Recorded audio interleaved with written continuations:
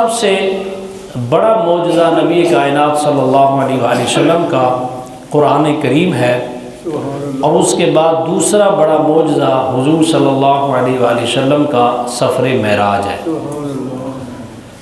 معجزات کے حوالے سے ایک بات آپ کے ذہن میں ہونی چاہیے، اللہ پاک جل شانہ کی سنت ہے کہ انبیاء علیہم السلام جتنے بھی آئے ان کے ادوار کے اندر جس جس چیز کا عروج تھا اسی عروج کے مطابق ہی اللہ نے اپنے نبیوں کو معجزے عطا کیے۔ مثال کے طور پہ حضرت داؤد علیہ السلام جس دور میں آپ دنیا میں تشریف لائے، اس دور کے اندر آہن گری کا بڑا دور تھا، یعنی لوہے کی صنعت وہ بڑے عروج پر تھی۔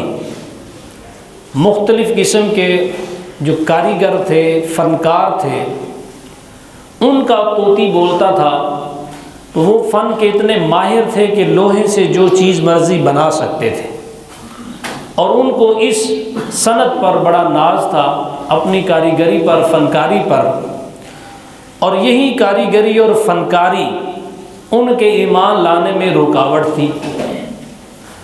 تو اللہ تعالیٰ نے اپنے نبی حضرت داؤد علیہ السلام کو اس عروج کو توڑتا ہوا ایک معجزہ عطا کیا۔ وہ یہ تھا کہ اللہ کے نبی حضرت داؤد علیہ السلام اپنے ہاتھ میں لوہے کو پکڑتے تو لوہا جو کہ سخت ہوتا ہے تو آپ کے ہاتھ میں آتا ہی وہ موم کی طرح نرم ہو جاتا، آپ اس کو جدھر موڑنا چاہتے ہیں وہ مڑ جاتا، جو چیز بنانا چاہتے آسانی سے بن جاتی۔ تو اس معجزے کو دیکھ کر اس وقت کے جو کاریگر اور فنکار تھے جن کا بڑا عروج تھا، تو ان کا جو سر تھا وہ غرور والا وہ بالکل ٹوٹ گیا۔ اسی طرح آپ دیکھیں حضرت یوسف علیہ السلام، آپ کے دور مبارک کے اندر حسن پرستی کا بڑا زور تھا، لوگ حسن کو عزت کا معیار سمجھتے تھے، اور حسن کی وجہ سے ہی لوگ ایمان نہیں لاتے تھے، تو اس کی پرستش جو تھی وہ بہت زیادہ تھی۔ تو اللہ پاک نے اپنے نبی حضرت یوسف علیہ السلام کو حسن کا معجزہ عطا فرمایا۔ تو معجزہ حسن جب رونما ہوا، ظاہر ہوا، تو پھر آپ قرآن مجید میں پڑھیے، وہ جو حسن والے تھے جن کا طوطی بولتا تھا، وہی حسن والے حضرت یوسف علیہ السلام کو دیکھتے ہیں، اور قرآن کہتا ہے کہ وہ اپنے ہاتھوں کو کاٹنے پر مجبور ہو گئے۔ اسی طرح آپ دیکھیں حضرت موسیٰ علیہ السلام، آپ کا جو دور ہے اس دور کے اندر جادو کا بڑا زور تھا، لوگ جو جادوگر تھے ان کی بڑی عزت تھی، آہو بھگت تھی، بڑی بڑی مجالس کے اندر، بادشاہوں کے محلوں کے اندر جادوگروں کو بلایا جاتا، اور ان سے ان کے جو فنکاری تھی وہ دیکھی جاتی۔ تو یہ جادو کی وجہ سے ہی لوگ بے ایمان رہے اور اڑے رہے۔ اللہ پاک نے حضرت موسیٰ علیہ السلام کو اسی کے مطابقت میں عصائے کلیم عطا فرمایا۔ قرآن مجید میں جس کا ذکر ہے، ایک لاٹھی ایسی عطا کی، اس لاٹھی نے جادوگروں کے سارے غرور کو توڑ دیا۔ قرآن مجید میں اس واقعے کا ذکر ہے کہ جادوگروں نے جب اپنا جادو دکھایا اور ہزاروں لاکھوں رسیاں جو تھیں وہ گرا کر ان پر جادو پڑا یا شعبدہ بازی کی، تو وہ رسیاں حرکت میں آ گئیں، لوگ ڈر گئے کہ سانپ آ گئے۔ تو اللہ کے نبی موسیٰ علیہ السلام کے ہاتھ میں جو عصا تھا، اللہ پاک نے فرمایا اے پیارے کلیم اس کو پھینکو۔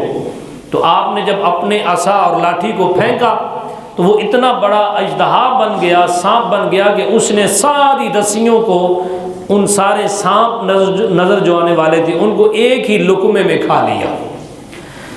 لیکن معجزہ کیا تھا؟ معجزہ یہ تھا کہ جب آپ نے پھر اس کو ہاتھ لگایا تو وہ پھر لاٹھی بن گئی، عصا بن گیا، نہ اس کا وزن بڑھا نہ اس کا قد لمبا ہوا، اتنا کچھ کھانے کے بعد۔ تو تو پھر اللہ فرماتا ہے فَأُلْقِيَ السَّحَرَةُ ساجدین، کہ پھر وہ سارے جادوگر جو تھے ان کو ہم نے سجدے میں پھینک دیا۔ وہ پھر عاجز آ گئے، دیکھا کہ یہ تو معجزہ ہے۔ تو یہ اللہ پاک جل شانہ کی سنت ہے کہ جس دور میں جس چیز کا عروج ہوتا ہے اس عروج کو اور اس کے غرور کو توڑنے کے لیے اللہ اس کے مطابق نبیوں کو معجزے دیتا ہے۔ حضرت عیسیٰ علیہ السلام کا آپ اگر دور مبارک دیکھیں پڑھیں تو اس دور میں طب کا، میڈیکل کا ایک دور تھا، یعنی یونانی طب بڑی مشہور ہے، آج بھی لوگ مثالیں دیتے ہیں۔ تو اس کے جو حکامات تھے، سقراط، بقراط اور یہ سارے لوگ، ان کا عروج تھا، طوطی بولتا تھا کہ لوگ ان کو ہی نجات دہندہ سمجھتے تھے کہ یہی لوگ ہیں ہمارے رہبر اور رہنما۔ یعنی اتنی ترقی کرنے کے باوجود انہوں نے ہر بیماری کا علاج دریافت کر لیا تھا اور علاج کرتے تھے، لیکن 3 ایسی بیماریاں تھیں کہ ان کا علاج ان کے پاس بھی نہیں تھا۔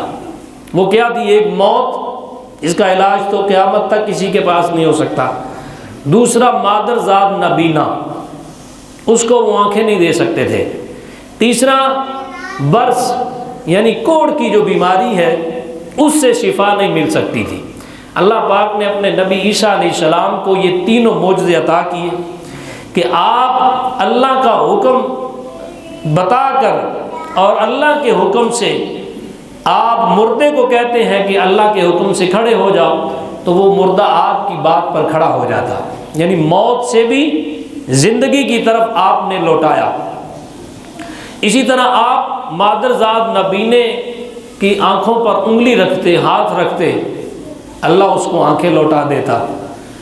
اسی طرح آپ برس والے جو مریض تھے کوڑ کے، ان کی جسم پر ہاتھ پھیرتے تو انہیں بھی شفا مل جاتی۔ تو وہ طب کا جو غرور تھا وہ آپ کے سامنے وہ بھی ٹوٹ گیا۔ تو یہ اللہ تعالیٰ کی ایک سنت رہی ہے کہ جس دور میں جس چیز کا عروج ہوتا ہے اس کو توڑنے کے لیے اللہ تعالیٰ اس وقت کے نبی کو ایسا معجزہ دیتا ہے کہ وہ اس غرور اور تکبر کو توڑ دے اور خاک کر دے۔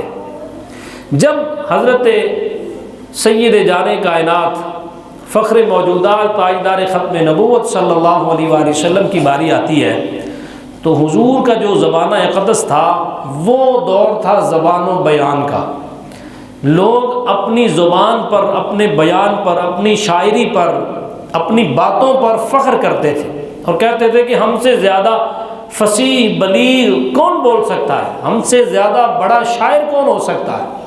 اور یہی وجہ تھی کہ آپ تاریخ میں پڑھیں گے تو لوگ جو شعراء تھے وہ اپنا کلام لکھ کر کعبے کی دیوار پر لٹکا دیتے تھے اور لوگ پھر اس پر ریمارکس دیتے اور اپنے کومنٹس کرتے تھے کہ واہ کیا بات ہے، اور پھر وہ پورے عرب میں مشہور ہوتا کہ اس جیسا شاعری کوئی نہیں ہے۔ تو اپنی شاعری کو لوگ کعبے کی دیوار پر چسپاں کر دیتے کہ لوگ ہمیں داد دیں اور ہمارا جو دبدبہ ہے وہ پورے زمانے میں بیٹھ جائے۔ لیکن اللہ پاک نے اسی زبان و بیان کا غرور توڑنے کے لیے حضور کو معجزہ قرآن عطا کیا۔ جب قرآن مجید نازل ہو رہا تھا، اس کی صورتیں آ رہی تھیں، آیات آ رہی تھیں، تو حضرت عمر فاروق رضی اللہ تعالیٰ عنہ فرماتے ہیں کہ میں نے سورہ کوثر جب نازل ہوئی تو اس سورہ کوثر کو لکھ کر کعبے کی دیوار پہ چسپاں کر دیا۔ تو جب میں نے یہ چسپاں کیا تو پھر بڑے بڑے شعراء نے اس کو پڑھا تو پھر لکھنے پر مجبور ہو گئے، انا اعطیناک الکوثر فصلی لربک وانحر ان شانئک هو الابتر، کہ یہ لکھنے کے بعد انہوں نے کہا کہ یہ جو کلام ہے کسی بشر کا کلام نہیں ہو سکتا، یہ کلام کسی بشر کا نہیں ہو سکتا، یہ واقع ہی وہی ہے۔ تو پھر شعراء کو بھی سمجھ آنی شروع ہوئی، ان کا غرور جو تھا وہ بھی خاک میں مل گیا کہ واقعی اللہ کے نبی قرآن ایک ایسا معجزہ لے کر آئے ہیں کہ اس کے سامنے کوئی دم نہیں مار سکتا۔ تو اعلیٰ حضرت نے اسی لیے کہا تھا نا، تیرے آگے یوں ہیں دبے لچے فصحاء عرب کے بڑے بڑے، تیرے آگے یوں ہیں دبے لچے فصحاء عرب کے بڑے بڑے، کوئی جانے کے منہ میں زبان نہیں بلکہ جسم میں جان نہیں، ان کے تو جانیں تک نکل گئی۔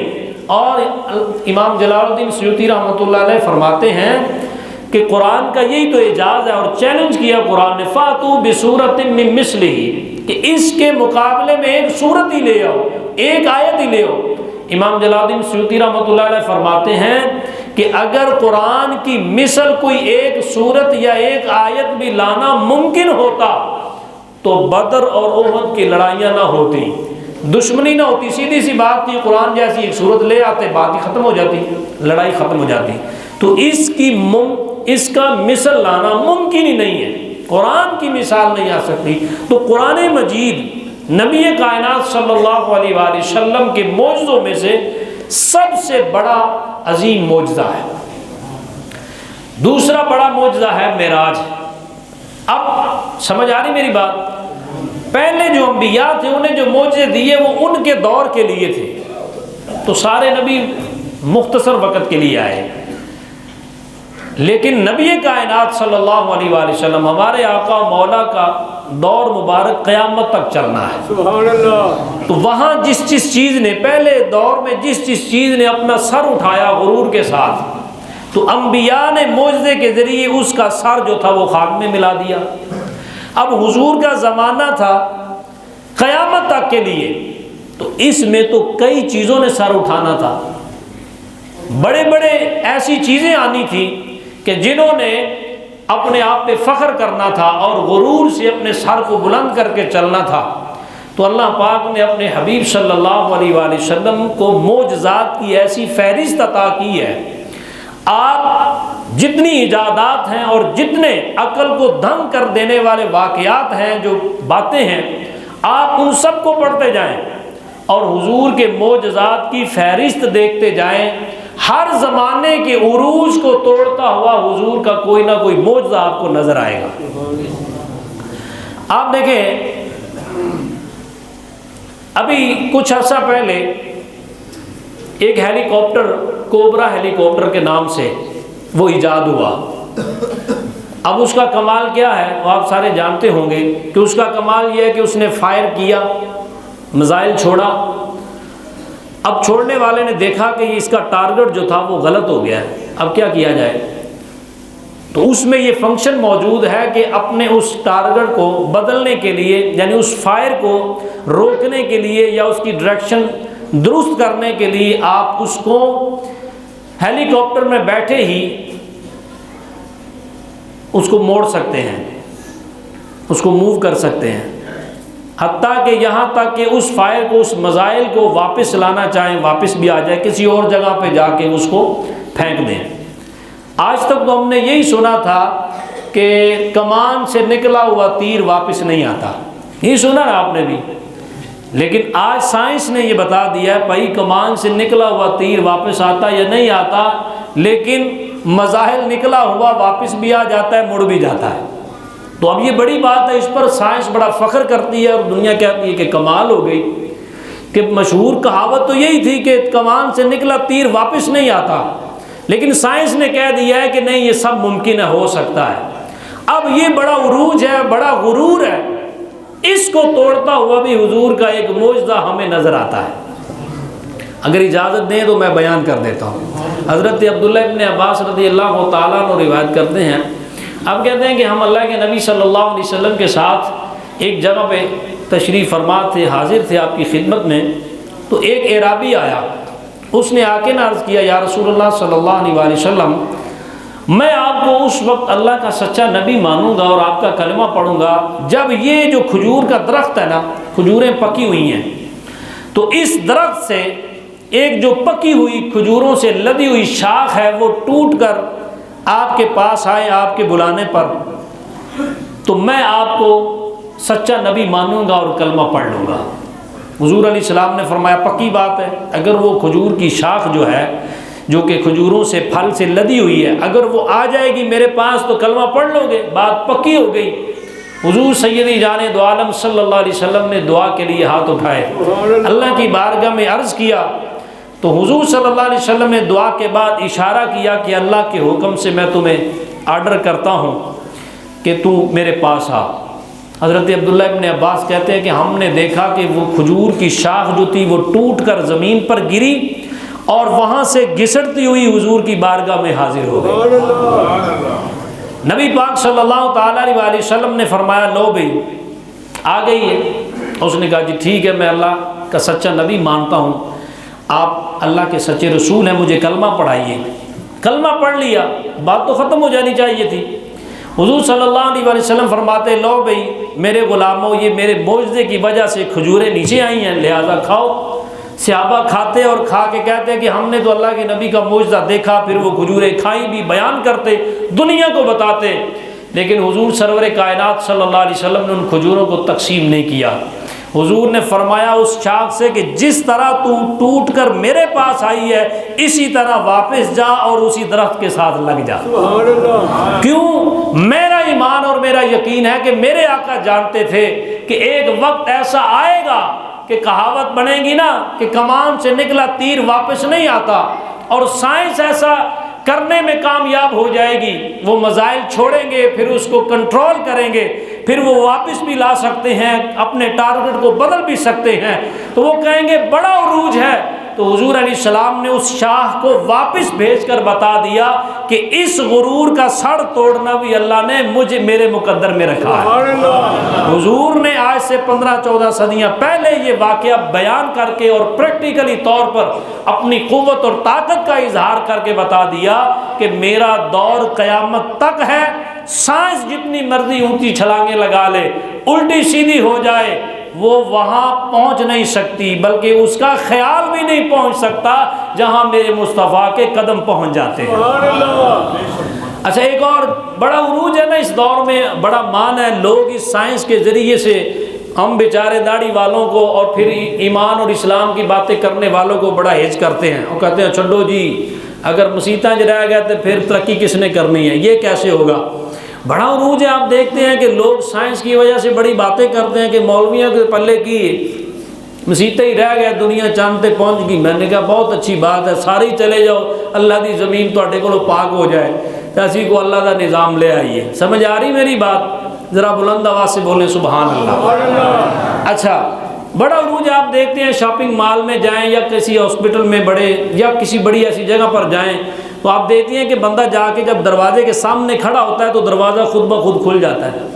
آپ نے دیکھا اکثر بعض ایسے ٹچ سسٹم ہے کہ وہ وہاں انگلی لگائیں گے تو پھر کھلے گا, بعض ایسے ہیں کہ وہاں پر کھڑے ہوں گے ایسے سینسر لگے ہیں کہ وہ خود بخود بولیے کھل جاتے ہیں. آپ کہتے ہیں بڑا عروج ہے جی, کمال ہو گئی, ایسا تو کبھی دیکھا ہی نہیں تھا, واقعی نہیں دیکھا تھا. لیکن اللہ کے نبی کا ایک ایسا معجزہ ہے کہ اس غرور کا سر کچلتا ہوا نظر آتا ہے. وہ کیا ہے؟ علامہ ماوردی رحمۃ اللہ علیہ نے شواہد النبوت میں حضور کا ایک معجزہ ذکر کیا ہو. آپ کہتے ہیں کہ اللہ کے نبی صلی اللہ علیہ وسلم صحابہ کے ساتھ جا رہے تھے, 2-3 صحابہ ساتھ تھے, تو حضور صلی اللہ علیہ وآلہ وسلم کسی خیال میں گم جب انسان جاتا ہے تو پتہ نہیں چلتا, اچانک سے سامنے سے کوئی چیز آ جائے تو انسان کی ٹکر ہو جاتی ہے, چوٹ لگ جاتی ہے, تو بندہ کہتا ہے یار بس وہ خیال ہی نہیں آیا مجھے. تو نبی کائنات صلی اللہ علیہ وآلہ وسلم بھی کسی خیال میں گم تشریف لے جا رہے تھے تو حضور کے سامنے بیری کا درخت آ گیا, بیری کا درخت آ گیا. اب صحابہ بھی تھوڑا سا پیچھے ہیں تو اسی خیال میں حضور جو ہے وہ آپ کی توجہ نہیں تھی, قریب تھا کہ حضور اس بیری کے تنے سے جا کے ٹکرائیں اور حضور کو چوٹ لگے. صحابہ کہتے ہیں ابھی ہم بڑھنے ہی لگے تھے تاکہ حضور کو بتائیں اور بچانے کی کوشش کریں, اتنے میں حضور اس بیری کے درخت کے بالکل قریب آ گئے. کہتے ہماری حیرت کی انتہا نہ رہی, ہم نے دیکھا کہ حضور جب بیری کے درخت سے ٹکرانے لگے تھے بیری کا آدھا درخت ادھر ہو گیا آدھا ادھر ہو گیا, حضور درمیان سے گزر گئے. نبی پاک صلی اللہ علیہ وسلم درمیان سے گزر گئے. اور علامہ ماوردی رحمۃ اللہ علیہ اپنی کتاب شواہد النبوت میں لکھتے ہیں کہ میں نے اس بیری کے درخت کی باقاعدہ زیارت بھی کی ہے. تو یہ آپ کو پتہ چل گیا نا, آپ صرف دروازہ کھلنے پر حیرت کا اظہار کر رہے ہیں کہ کیا کامیابی ہے, کیا ترقی ہے, کیا جدت آ گئی ہے, ہم نے سائنس پڑھ کے کمال کر دیا. تو اللہ کے نبی صلی اللہ علیہ وسلم نے فرمایا کہ تم تو اسباب کے ساتھ اور مشینری کے ساتھ یہ سارے کمال دکھاؤ گے, میں اللہ کا آخری رسول ایسا نبی ہوں کہ اللہ نے مجھے یہ قوت عطا کی ہے, میرا دور قیامت تک ہے, میں تو چلوں تو میرے لیے درخت بھی اپنے آپ کو چیر دیتے ہیں، راستہ دیتے ہیں، میں اور گزر جاتا ہوں۔ سبحان اللہ۔ تو یہ اللہ کے نبی صلی اللہ علیہ وآلہ وسلم، آپ چلتے جائیں، دنیا میں جتنے بھی ایسے کام ہیں جن پر فخر کیا جا سکتا ہے، ایسی باتیں جن پر غرور کیا جا سکتا ہے، اللہ کے نبی صلی اللہ علیہ وسلم آپ کا ایک ایک معجزہ اس غرور کا سر کچلتا ہوا نظر آتا ہے۔ تو حضور کا دور تھا قیامت تک، اور قرب قیامت میں یہ چیزیں آئیں گی۔ تو یہ معراج النبی، سفر معراج، یہ حضور صلی اللہ علیہ وآلہ وسلم کا ایسا معجزہ ہے کہ آج سائنس بھی حیران ہے۔ یہ میں نے کہا نا کہ حضور کو اللہ پاک نے معراج کروائی اور عرش تک، پھر لامکان تک، پھر پتہ نہیں کہاں کہاں تک لے گیا۔ تو اللہ تعالیٰ یہی بتانا چاہتا ہے کہ سائنسدانوں، تم جتنی مرضی الٹی سیدھی چھلانگیں لگاؤ، تمہارا خیال بھی وہاں نہیں پہنچ سکتا جہاں میرے مصطفیٰ کے قدم آئے ہیں۔ اور اس بات کو بھی ہماری درس نظامی کے نصاب کے اندر ایک کتاب ہے النبراس، امام سعد الدین تفتازانی رحمۃ اللہ علیہ، شرح عقائد نسبیہ، امام عبدالعزیز پرہاروی رحمۃ اللہ علیہ کی کتاب کی یہ شرح ہے، اور اس شرح کو تقریباً پاکستان کے تمام مکاتب فکر کے مدارس کے اندر سبقاً پڑھایا جاتا ہے۔ اس کے اندر امام نے ایک واقعہ نقل کیا ہے امام ابو الحسن الرفاعی کا۔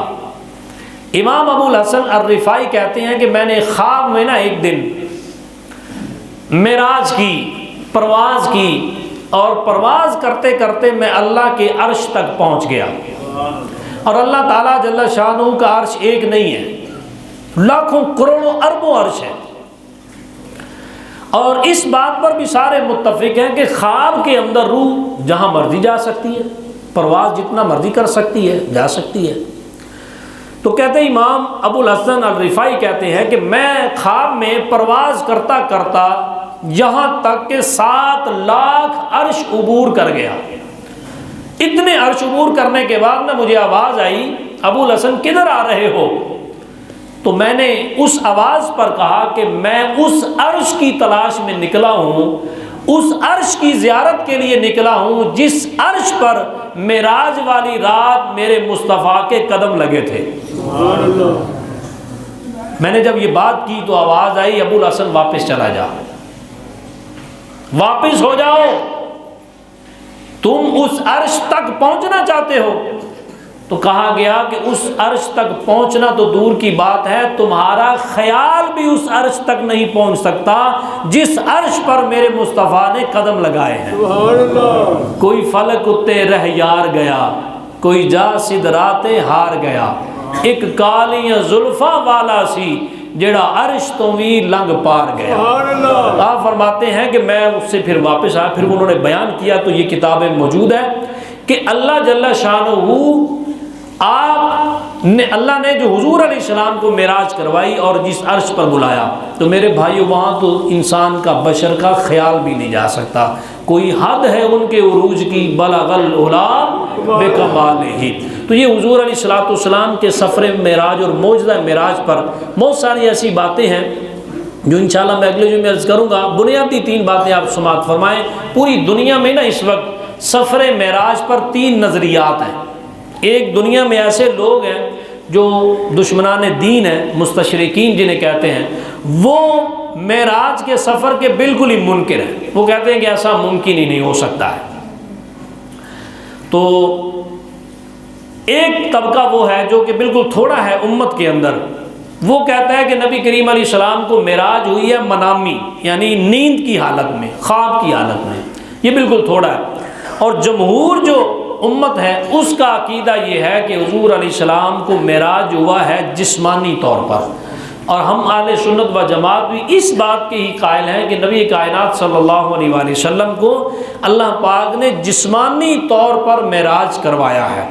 تو اس کے امکان، اس پر ہم دلائل میں انشاءاللہ اگلے جو میں عرض کروں گا کہ جو مستشرقین ہیں وہ کن دلائل پر کہتے ہیں، اور ہمارے بزرگوں نے پھر دنیاوی لحاظ سے، سائنسی اعتبار سے، اور ان کے جو اصول انہوں نے قائم کیے ہیں، ان اصولوں کے لحاظ سے ثابت کیا ہے کہ اللہ کے نبی معراج پر گئے ہیں، اور دوسرا امت کا جو طبقہ ہے جو کہتا ہے نیند کی حالت میں ہوئی ہے، اس کا بھی انشاءاللہ میں اگلے جمعے رد پیش کروں گا کہ ہمارے بزرگوں نے جو رد کیا ہے اور ثابت کیا ہے کہ نیند کی حالت میں تو جھگڑا ہی نہیں تھا، اصل جھگڑا یہ ہے کہ حضور علیہ السلام جسمانی طور پر معراج پر تشریف لے گئے ہیں۔ اگر نیند کی حالت کی بات ہوتی تو پھر کفار بھی مان جاتے، ٹھیک ہے خواب کا معاملہ ہے، آپ گئے ہوں گے آئے ہوں گے۔ ان کا انکار کرنا ہی بتا رہا ہے کہ حضور صلی اللہ علیہ وسلم کو جسمانی معراج ہوا ہے۔ تو انشاءاللہ اگلے جمعے اس کی تفصیل میں عرض کروں گا۔ اللہ حضور کے صدقے ہمیں عمل کی توفیق عطا فرمائے، آمین بجاہ